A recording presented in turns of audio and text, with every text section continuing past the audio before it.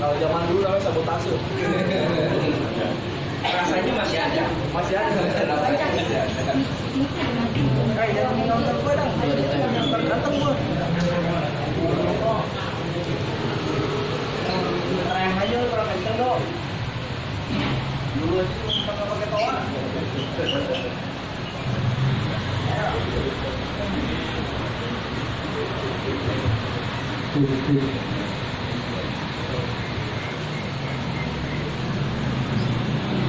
Ya baik, kawan-kawan, dimohon untuk mengulangkan tangan kiri ke atas. Ya baik. Sumpah mahasiswa Indonesia. Sumpah mahasiswa Indonesia. Kami mahasiswa Indonesia bersumpah. Kami mahasiswa Indonesia bersumpah. Tanah air satu. Tanah air satu. Dan tanpa penindasan. Tanpa penindasan. Kami mahasiswa Indonesia bersumpah. Kami mahasiswa Indonesia bersumpah. Berbangsa satu. Bangsa satu. Bangsa yang gandrung akan keadilan. Bangsa yang gandrung akan keadilan. Kami mahasiswa Indonesia bersumpah. Kami mahasiswa Indonesia bersumpah. Berbahasa satu. Bangsa satu. Bahasa kebenaran. Bahasa tanpa kemunafikan. Sumpah solidaritas. Kami adalah satu.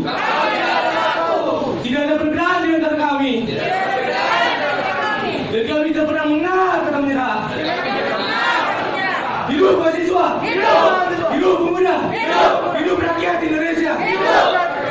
Terima kasih kawan-kawan, dipersilakan untuk duduk. Yang akan datang itu sekitar 83 orang aktivis dari 8 sampai tadi malam masuk ke kami. Tapi mungkin hari ini karena ada pemindahan tempat, mereka sekarang lagi di UNJ mau ke sini. Jadi itu klarifikasi dari kita, mereka mau ke sini. Yang kedua, bahwa konsolidasi aktivis 98 ini mau meyakinkan kita bahwa grup yang ditanamkan oleh aktivis 98 itu biarlah KKN menjadi musuh bersama awalnya. Awalnya KKN menjadi musuh bersama. Nah, hari ini kita melihat tokoh aktivis 98 Ubedillah Badrun itu dengan gaya gilanya seperti dia terbaru merekrut rakyat itu, dia melaporkan dugaan KKN anak Presiden Gibran dan Kaisang ke KPK. Sejarah perpolitikan Indonesia baru Ubedillah Badrun yang melaporkan anak presiden ke KPK. Sebelum-sebelumnya tidak ada. Ini adalah sejarah sebenarnya. Nah, sejarah ini juga mendorong agar semangat pemberantasan KKN yang diperjuangkan oleh kawan-kawan aktivis 98 itu terus menggelora, bukan jadi penjilat.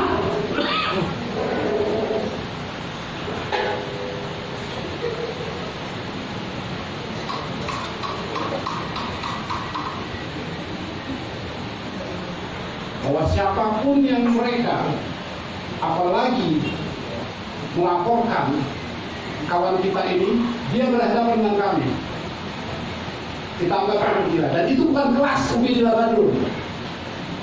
Konsolidasi hari ini adalah semata-mata untuk mewujudkan Indonesia bebas dari KKN. Dan ini tolong jangan dipelintir kemana-mana. Tidak ada urusan politik, tidak ada urusan apapun. Ini murni bahwa Ubedillah Badrun melaporkan dugaan KKN ini murni dari diri dia. Dan kemarahan kami memuncak aktivis 98 itu ketika ada coba mengkriminalisasi Ubedillah Badrun. Dan kami di depan siap kami sudah siap untuk melakukan konsolidasi berikutnya. Dan ini adalah konsolidasi yang ke-5 sampai nanti titik di mana bahwa aktivis 98 itu terus menggelorakan semangat pemberantasan KKN.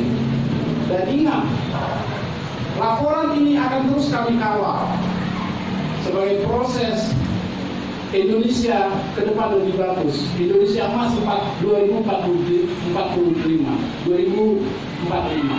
Nah, kami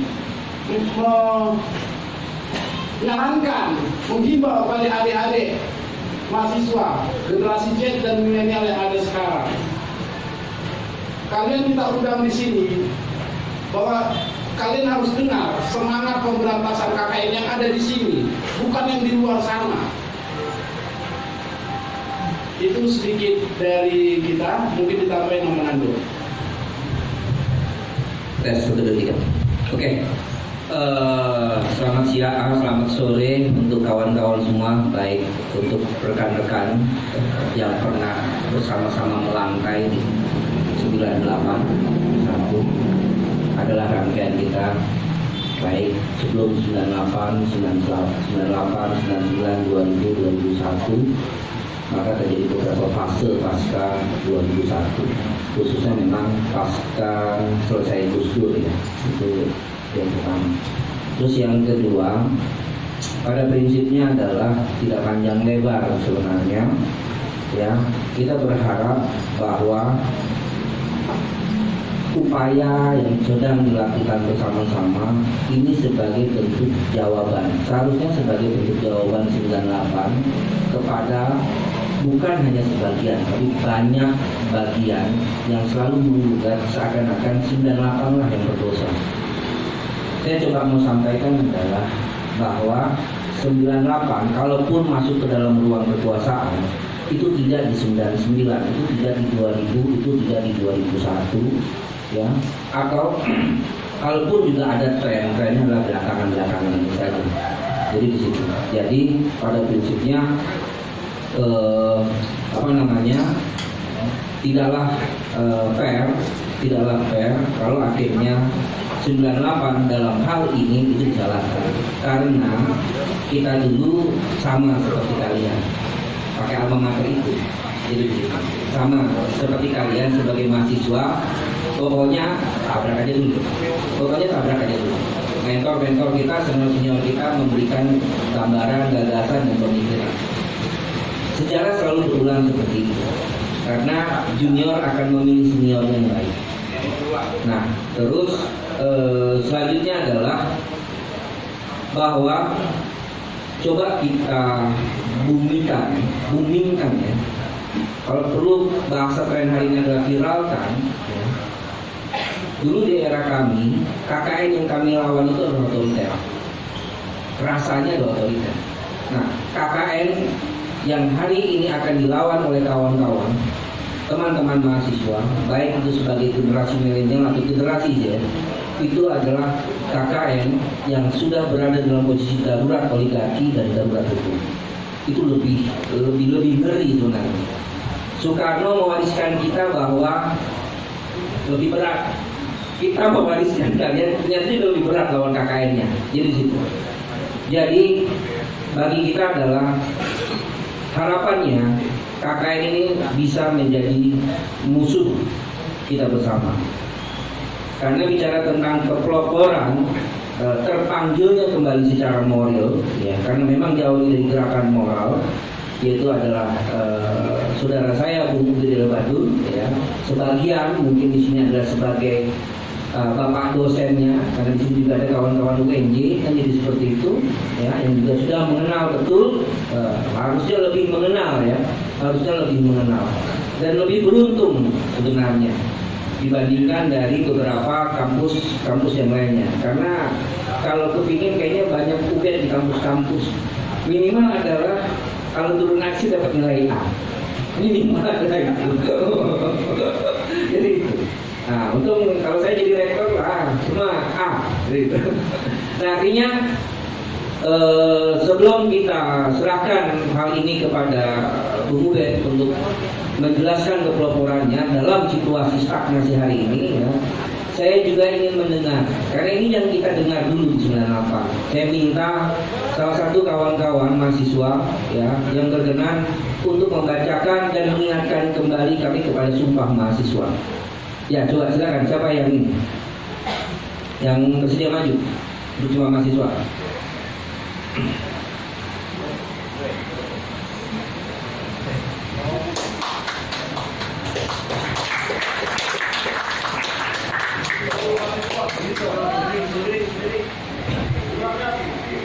Dari panggil tadi sama Ade.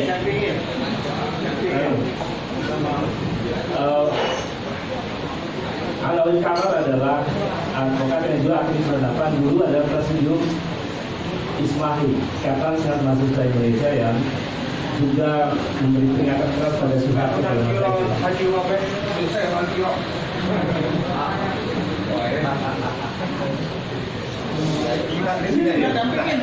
Dampingin.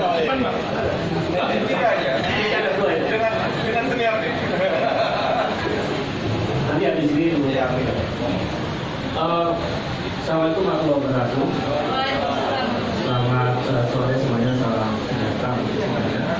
Pertama, saya mengucapkan terima kasih untuk solidaritas yang begitu luar biasa dari kawan-kawan 98 yang hadir di sini. Saya lihat memang tokoh-tokoh sentral di era 98 dari Jakarta yang ketika pendudukan MPR di masa itu, dan rata-rata ini mantan ketua senat di kampus-kampus Jakarta. Jadi saya lihat hadir ada ini dari ujung sini. Ini ada Dr. Indra, ada ini ketua senat juga dulu, ketua senat investasi dan lain-lain. Dan waktu kamar di UIJ dulu, Mbak Robert di Untar, dan Henry Basel, ketua senat di UNJ pada waktu itu. Dengan juga Yunando dan Susan. Jadi kawan-kawan semua saya kira luar biasa, terima kasih atas dukungan. Saya tadi ada datang dari Lampung, Lampung aktivis Lampung, namanya Mas Gunawan dengan teman-temannya. Terima kasih Mas Gunawan atas dukungannya kepada kami. Saya maaf dari satu-satu dari jauh, karena sakti dan lain-lainnya. Oh, Bu Mira, terima kasih, dan kawan-kawan advokat kemarin Jaya Kumpul yang luar biasa. Saya tadi melihat senang mata ketika Saksa menyanyikan Indonesia Raya. Suara pertama Saksa itu bagi saya menggetarkan. Hiduplah Indonesia Raya.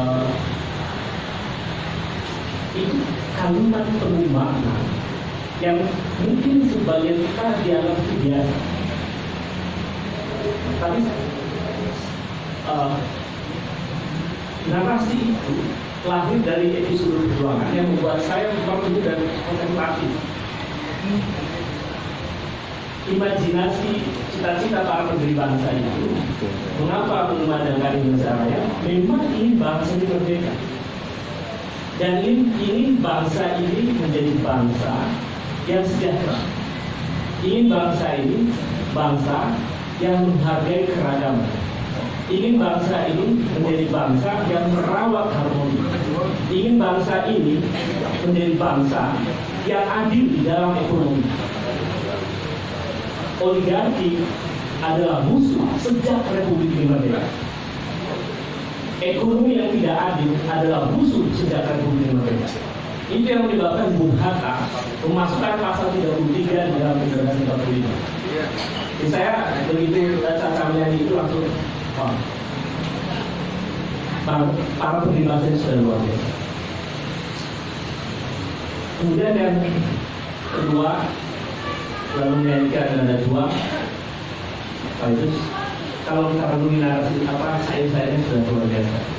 Mengingatkan bahwa bangsa ini bangsa yang sebetulnya tangan yang subur, tapi juga ternyata banyak persoalan yang sangat luar biasa dialami oleh rakyat kita, bangsa kita. Situasinya masih buruk karena angka pertumbuhan ekonomi juga masih terus memburuk dan seterusnya. Dan itu pengantar saya karena kesadaran kebangsaan itu harus muncul di antara kita. Di tengah bangsa ini sedang mengalami kemiskinan pada wilayah nasional sebenarnya. Mereka tidak pernah memikirkan bagaimana bangsa ini, tetapi lebih mementingkan dirinya, kelompoknya, dan oligarki. Semangat ini ya sebelumnya muncul di dalam diri saya ketika beberapa bulan sebelum saya melakukan KPK. Saya diskusi dengan kawan-kawan di mantan Ketua Senat, Abdus 8, di DS 8, Bung Anton, Bung Anton, dan lain-lain. Berkali-kali Bung Basel, Bung Rai, dan kawan-kawan semua lintas aksi dalam gerakan 98. Lalu saya di bulan Oktober 2021 itu menulis artikel di media mainstream, boleh saya sebutkan di Tempo. Di satu kolom pentingan saya menulis judul artikel itu mungkin sangat mudah judulnya, tapi saya juga heran sampai hari ini saya jadi masalah. Judulnya adalah 7 tahun Jokowi, New Kleptokrasi. Saya merenung dari banyak literatur dan banyak data-data, lalu saya simpulkan itu tulisan itu sangat teoretik dan sangat argumentatif. Sehingga Tempo itu perdebatan di redaksi cukup lama dan kemudian memutuskan dimuat. Tulisan itu perenungan yang dalam tentang satu keadaan republik di mana para maling terlalu dominan menguasai republik ini. Kalau terminologi teoritisnya, new kleptokrasi adalah kleptokrasi baru, negara para maling, tapi berbentuk wajah baru, polanya baru, lebih canggih. Atas nama populisme, mengklaim punya dukungan yang banyak, atas nama itu kemudian mereka seenaknya memaingi bangsa ini, kira-kira itu. Dan tulisan itu diurai dengan data-data dan argumen-argumen yang utuh, sehingga kemudian tulisan itu cukup banyak diperdebatkan oleh akademisi. Sampai hari itu saya itu belum bilang, kalau kawan-kawan membaca itu pasti ketemu, googling pasti ketemu. Di dalam New Kleptokrasi pasti ketemu. Tulisan itu menjadi bagian dari sudut penting yang ujungnya nanti saya ke KPK. Tulisan kedua itu muncul di media mainstream juga, tapi dimuat bukan di media yang tadi saya sebutkan. Saya sebutkan nggak apa-apa, ini kan sudah di Rakyat Merdeka. Saya menulis judulnya adalah Oligarki, Korupsi dan Runtuhnya Kekuasaan. Jadi itu eskalasinya naik misalnya dulu dari new kleptokrasi menjadi langsung menutup ke oligarki, korupsi dan runtuhnya kekuasaan. Tulisan itu juga adalah kontemplasi yang menurut saya sangat progresif karena kawan-kawan yang sudah mengkhawatirkan saya karena sudah ada bahasa runtuhnya kekuasaan. Tapi semua juga gitu. Dan menjadi bahan diskusi di antara kawan-kawan. Lalu pada bulan November itu kan muncul tulisan berita tentang anak presiden yang membeli saham 92 miliar. Sahamnya totalnya 188 juta lembar. Anak presiden ini bisnisnya adalah pelaku amal. Karena di bisnis yang sama disuntik dengan angka yang sama jauh lebih maju. Saya sebutkan, saya kopi kenangan itu dapat dana dari Ventura juga dengan angka yang hampir sama. Tapi ada di mana? Tidak ada di mana-mana kopi kenangan. Tapi bisnis anak petinggi republik ini kita lihat, dan saya sudah cek riset ternyata sehari hanya 50 orang. Artinya jauh dari kopi kenangan dengan suntikan dana yang hampir sama. Lalu dari mana juga 92 miliar? Nah, itu yang dipertanyakan oleh banyak akademisi, termasuk juga saya baca pertama kali yang mempertanyakan dari mana tuh uang Kaisar membeli saham itu. itu adalah ranah itu disambungkan. Karena saya tracking juga, oh ya, Rai juga aktif sendawa. Kemudian juga pemikir-pemikir lain, organisasi lain juga mempertanyakan itu. Saya penasaran juga dengan itu. Lalu diskusilah saya dengan para ekonom. Ini oligarki sudah parah, korupsi sudah merajalela dengan indeks persepsi korupsi. Angkanya sangat buruk, 37. Skor normal itu kan skor dari 0 sampai 100. Minimal itu sih kita 70 angkanya. Dari skor 0 sampai 100 kita angkanya 37. Itu raputan merah banget. Masih tetap merah di bawah 4 gitu. Kalau 5 masih ya, kerjanya masih agak mobil ya. Ini di bawah 4. Ini negara apa? Di tengah war-war anti korupsi, tapi di belakang layar mereka korupsi. Dan korupsi makin parah dan ini ada korupsi terjahat karena dia mengkorupsi uang bansos untuk mereka sedang miskin dan sedang mengalami penderitaan panjang akibat COVID. Ini di mana nuraninya? Ini jahat banget. Rakyat lagi susah menghadapi situasi kematian akibat virus COVID dan lagi banyak PHK, lagi susah cari uang. Mereka berpesta mengkorupsi dan yang dikorupsi uang bansos. Ini nurani apa kalau nurani kerja dengan kata ini? Jiwa dari apa jiwa kita kalau kita diam dengan ini? Disitulah saya merenung. Ada persoalan yang sangat serius dalam politik ini. Itu data-data indeks persepsi korupsi yang buruk. Di saat yang sama, demokrasi kita juga memburuk. Dengan indeks demokrasi 6,30 itu indeks terburuk sepanjang 14 tahun terakhir. Jadi logiknya, kalau negara itu mengalami lompatan kemajuan, begitu ekonomi tumbuh, mestinya korupsi itu dikikis. Begitu ekonomi mulai tumbuh, mestinya demokrasi dibangun. Kalau ini enggak, ini ada yang sakit, ini ada yang salah. Nah, perundangan itu yang kemudian saya bertemu dengan pakar ekonomi dari generasi senior sampai generasi yang muda. Ada ekonom milenial yang dia ada juga peneliti di India. Saya berdiskusi, dan kita wajar juga tuh. Anak yang baru bikin perusahaan berbisnis, lalu membeli saham 92 miliar, lalu dia dapat suntikan dana dari Ventura sekian. Dia bilang itu nggak wajar kan? Ini ekonomi. Dan itu ekonomi milenial yang nggak fokus pada bisnis startup. Kalau saya sudah sebutkan namanya Bima Yudhistira, alumni London, alumni Trinity Capital atau London School, dari Inggris. Dia ini nggak wajar dan dia fokus pada bisnis anak-anak generasi Z. Lalu saya diskusi dengan ekonom senior di Faisal Basri, Jan Rami dan lain-lain. Banyak ada Antoni Budiawan dan lain-lain. Profesor ya, para profesor dulu. Kesimpulannya adalah ini nggak beres.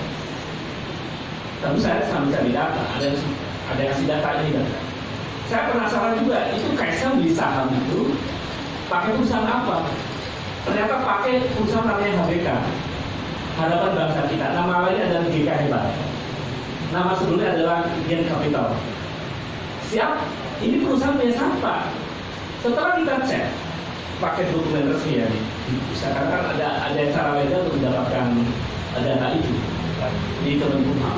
Ada mekanismenya, ada bayarnya dan legal. Jadi kita buka, oh ternyata perusahaan HBK ini dulunya punya AP. AP ini anaknya petinggi PTSM. Udah banyak gitu kan? Mau dijelasin SM itu apa ya? Nah, oh ini anaknya petinggi PTSM. Nah, yang menarik ya PT HBK ini kan awalnya punya AP. Kok tiba-tiba jadi punya Kaisang? Tiba-tiba jadi punya berdua dengan Gibran. Bagaimana ceritanya? Di situ ada pergeseran. Ternyata mereka sebelumnya membentuk perusahaan bersama. Anak PTSM ini dengan anak presiden bertiga bikin perusahaan namanya WMD. wadah masa depan. Perusahaan ini yang kemudian membeli perusahaan AP ini. Jadi yang bentuk perusahaan PMD ini AP juga, AP jeruk pakai jeruk. AP membentuk perusahaan baru bersama anak presiden, lalu membeli perusahaannya. Di situ kita tanda tanya, apakah ada transaksi pembelian saat itu? Menggunakan uang berapa? Kapan transaksinya? Kok tiba-tiba pergeseran saham? Bahkan ada satu hal yang ada pergeseran saham. Pembelian saham. Masalahnya ini anak presiden. Jadi kerjasama antara anak petinggi perusahaan besar itu dengan anak presiden itu sangat intensif. Dan itu dilakukan ketika perusahaan PTSN itu menghadapi sedang dalam masalah besar karena membakar hutan. Yang dituntut 7,9 triliun yang menjadi hanya bayar 78 miliar itu. Itu saya hanya kasih contoh itu bahwa PTSN ini yang ayahnya jadi petinggi di situ dan anaknya bersama-sama presiden itu perusahaannya banyak masalah. Anak presiden adalah anak pejabat publik. Di tengah situasi perusahaan banyak masalah, mereka kerjasama. Dan ini PTSN ini, itu kalau dibongkar kasusnya bukan hanya kasus perdata, kasus pidana ini banyak sekali. Tidak hanya PT BMH, tapi ada juga PT BHL, ada APP dan lain-lain. Panjang itu. Dan itu bisa puluhan triliun. Negara bisa mendapatkan uang puluhan triliun dari kasus perusahaan PTSN ini. Tapi kasus ini yang tadi saya sebutkan itu hanya satu. Kalau yang saya sebutkan kemarin itu hanya satu kasus contoh saja. Kasus yang lain itu banyak sekali. Dan itu puluhan triliun mereka harus bayar pada negara. Tapi negara tidak berdaya. Ini ada apa? Kasusnya mandek sampai sekarang. Ketika kita tahu data bahwa itu ada yang berkuasa adalah KLH wilayah 3 di Sumatera Selatan, mereka bilang kasus itu sudah kami serahkan ke pusat. Sampai hari ini nggak selesai. Ada apa? Di tengah situasi itu, proses-proses semacam itu, mereka disuntik dana yang akan disebutkan. Pertama ada 5 juta dolar, lalu kemudian 2 juta dolar. Di tengah perusahaan ini lagi masalah seperti ini. Lalu pertanyaannya, mengapa siapa sih perusahaan Ventura yang ada dan yang mengasih uang 5 juta sampai 2 juta dolar itu? Ternyata pendirinya adalah juga berjejaring sangat intensif dengan petinggi PTSN yang mengumpulkan pemodalan perusahaan PTSN ini. Aktornya sama. Jadi kita tanda tanya itu. Bagaimana mungkinkah satu perusahaan Ventura mengasih modal, suntikan dana 7 juta dolar itu, jika di situ tidak ada anak presiden, jika di situ tidak ada AP, yang AP ini juga anak petinggi PTSN. Ini kan tanda tanya. Yang ngasih suntikan itu adalah perusahaan yang tidak terdaftar di OJK. Ini gimana? Ini ada presiden loh, berbisnis dengan satu lembaga yang tidak terdaftar di OJK dengan nilai jutaan dolar. Ini apa? Lalu begitu ke assembly saham 92 miliar itu hanya selang 9 hari. Ke assembly saham itu 8 November 2021, tanggal 17 November 2021. Petinggi PTSN ini diangkat menjadi duta besar berkuasa penuh kelas A di Korea Selatan. Ini ada apa? Jadi itu keganjilan itu membangun pertanyaan serius di dalam diri saya. Saya menulis sudah 5 halaman itu, 4,5 sampai hampir 5 halaman. Lalu saya diskusi lah sama advokat keren ini ya kan. Tapi saya banyak advokasi isu-isu konstitusi. Ngobrol lah 2-3 kali ya. Dan ini gimana? Ada data begini. Menurut jenengan, ini wakil kapal adalah asal dari Madura. Jadi daya Maduranya keluar. Kan kalau akan nulis begini, ini bisa kena undang-undang ITE. Kan perlu dokumen penting. diskusilah. Oh ini bisa jadi konstruksi hukum karena dia laporin aja kan gitu. Laporin aja ini. Udah ini. Laporin aja. Saya hanya dampingi. Karena datanya kan valid, jadi kita nggak ngarang. Jadi kalau ada orang bilang hoax itu salah besar, karena kita pakai data yang valid. Data itu tidak bisa dibantah. Dokumennya juga dokumen valid, dokumen itu tidak bisa dibantah. Sekarang bagaimana bisa melaporkan ini? Ya dia pelajari lah tulisan saya itu, lalu dikonstruksi itu. Oh ini ada kemungkinan dugaan korupsi. Lalu ada pertanyaan kan, korupsi itu kan memakan uang negara. Oke.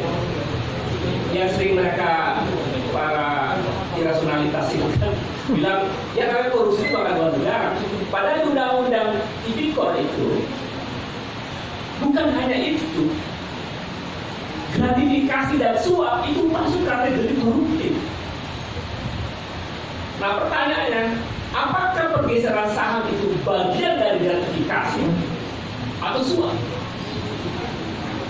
Di situ ada kemungkinan, di situ dugaan. Jadi itu korupsi. Kalau kondangan, saya Firly Bahuri undang Mr. Anton Aditongan, ya kan? Wow. Pasti IGS berdapat, ya kan? Maka saya undang anak saya nikahan, ya kan? Pak Firly ini kan? Anton datang, lalu kasih kado, ini harus lapor KPK, karena bisa itu gratifikasi. Kalau semua kan ada kesekongkolan, kalau gratifikasi, Firly mungkin nggak minta, tapi Bung Anton kasih satu gempok isinya berapa juta dolar gitu kan? Nggak wajar, gitu. Itu sesuatu nggak wajar. Itu bisa, itu gratifikasi.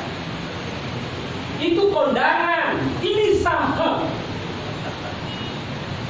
Maka dugaan suap pola baru, gratifikasi model baru itu kita bisa sebut itu dalam bentuk saham dan sebagainya. Itu dugaan dan kami yakin ini sangat kuat. Nah, pencucian uangnya bagaimana? Ya bisa jadi dari tadi perusahaan Ventura itu. Dan perusahaan dari anak presiden ini kawan-kawan bukan hanya dua, ada 20 bisnis lebih anak perusahaan. Bayangkan. Lalu uangnya dari mana? Apalagi perusahaan Ventura ini sudah berada di kita. Ya. Di situ ada dugaan tindak pidana pencucian. Nah, argumen hukumnya apa? Pak Ketua masih bisa menjelaskan lebih konstruksi hukumnya lebih mungkin perempuan akan saya sampaikan. Tentu beberapa hal yang mungkin saya sampaikan dari forum ini. Saya kira itu. Jadi kegelisahan yang dalam pada diri saya dan berdua itu sebetulnya bikin juga. Saya malah 2 malam itu perluan agak panjang karena saya ini langkah saya ini berisiko. Saya perlu yang lebih kuat dari sekedar saya dan lebih kuat dari sekedar seorang presiden. Ya siapa? Rakyat itu. Ada lagi yang lebih kuat dari rakyat itu. Allah Subhanahu Wa Taala. Tuhan yang Maha Kuasa. Robert ya. Memang ini namanya Robert. Robert ini kawan saya sejak dari 95 itu, 1994. Diskusi pinggir kali ini. Diskusi pinggir kali ini di kos-kosan sampai jam 4 pagi dan lain-lain. Sampai sholat subuh di Haji Ung. Ini. Cuman saya sama Bu Robert, saya termasuk nggak kuat kalau udah banyak. Baik ruangan kos saya 3 kali 4, tapi rokok semua gitu ya. Saya sama Bu Robert terus sama siapa yang tidak ahli sama. Tapi itu diskusi tentang bahwa negeri ini harus diselamatkan kembali on the track itu sebetulnya dari kawan-kawan R19 itu sudah ada. Nah saya melihat langkah ini penuh risiko, maka saya kontemplasi ada dalam. Jadi perenungan dalam termasuk dari diskusi dengan keluarga, dia akhirnya tahu karena saya menulis 5 halaman itu, dia bilang itu ben sampai malam-malam masih detik apa, ya kan ini agenda perjuangan. Kita sudah dipisahkan dalam jalan perjuangan. Saya harus jujur, saya mau melakukan ini. Dia selalu bertanya, kamu yakin dengan angka ini? Saya yakin. Coba cari yang lain. Ada yang tidak yang mau. Diskusi kan? Tapi nggak usah cerita. Jadi kita nawarin juga ke yang lain, yang tidak mudah di konten di pojokan ini kepentingan partai apa, politik apa, jadi nyari yang netral gitu. Ternyata dilarangnya itu dia mau datang, nggak datang gitu. Jadi terpaksa sendiri. Jadi Cak gimana? Ini nggak ada tanggal, nggak tahu alasannya asli, ada aja alasannya. Tapi ya sudah, Bismillah aja. Jadi memang saya bicara dengan keluarga, istri saya bilang oke, kalau yakin go. Dia sudah pakatkan saya di jalannya. Jadi kalau ada apa-apa, sudah siap. Dan kita nggak ada kepentingan. Saya terlalu sedih lihat Republik ini ketika korupsi merajalela dan jahat di tengah rakyat Indonesia. Dan saya sudah menulis 2 artikel yang sebenarnya tulisan itu mewakili tulisan saya. Tapi ini kok tidak berubah ya Republik. Di saat yang sama, kita sudah memasuki peradaban bisu, di mana kampus-kampus dibungkam, cendekiawan asik dengan dunia sendiri dan dunia sendiri, dan ini bahaya bagi masa depan Republik. Harus ada yang langkah. Jadi saya sudah korupsi apa? Bahkan sudah sampai tahun dulu sudah siap. Itu karena sudah diskusi agak panjang dengan bahkan dengan anak saya. Anak saya masih kecil, di SMP, dia udah paham. Ini agenda perjuangan dan saya takut. Meskipun ya air mata keluar semua. Ayah kenapa milih jalan itu? Aku juga paham jalan baik, tapi kan ada resiko. Ya air mata anak itu bagi saya adalah doa. Karena air mata kamu gunakan berdoa. Kita bisa. Termasuk ada anak saya yang sedang di luar negeri, Vicol video. Saya dia Indonesia air mata juga. Ayah, kakak tahu kan ayah siapa? Itu diikatkan sih. Karena ini pilihan. Dan ya kita semua kecuali bangsa yang lebih baik. Kalau tafsir politik itu tafsir permukaan yang sangat liar dan tidak berdasar. Saya kira itu yang bisa saya sampaikan. Dan langkah ini tidak berdiri di sini. Dan saya terima kasih atas pendapat yang solid dan luar biasa. Karena ini dari banyak daerah sebetulnya luar biasa. Jadi saya juga mereka siap semua untuk mengawal agenda ini. Dan dukungan kawan-kawan juga adalah makin menunjukkan mereka. Jadi terima kasih atas semua itu yang luar biasa. Karena saya dan kawan-kawan sudah lama ya kita bersama-sama dengan senang dan lain-lain. Tahu lah kita masing-masing jalan hidup kita dinamikanya. Saya kira itu yang bisa saya sampaikan. Mudah-mudahan memberikan satu pandangan yang clear tentang ini. Baik, Bung Afif.